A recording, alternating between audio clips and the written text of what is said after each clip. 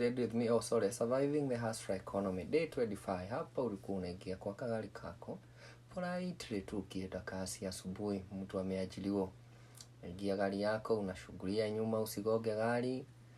Alafu unafunga kamurago kako, politely unaenda kasi. Day 325. Unashomoka umepiga ruku, hapa mafuta labda ujipake peke yake. Unashughulia, unaona mtu yako ya duthi unamuita. Jamaa inakuja teke, unakalia mnamaro. Day 3 or 7:35. Hapa unatoka umejaa media charisma, alikuwa anasema another day another crisis. Toka unaona mtu ya duthi unakasirika, anakuja bio. Chido hii jamaa imekujia. Unamuuliza ni how much? Anakuambia 70, unabia siwezi lipa mimi mali ya 50 nipe 70 unamaro. Day 1334. Nina huzuni moyoni mimi simbi nalia.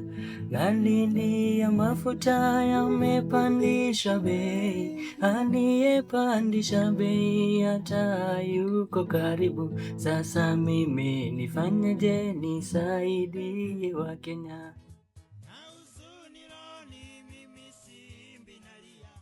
Kada kwa dubi, form.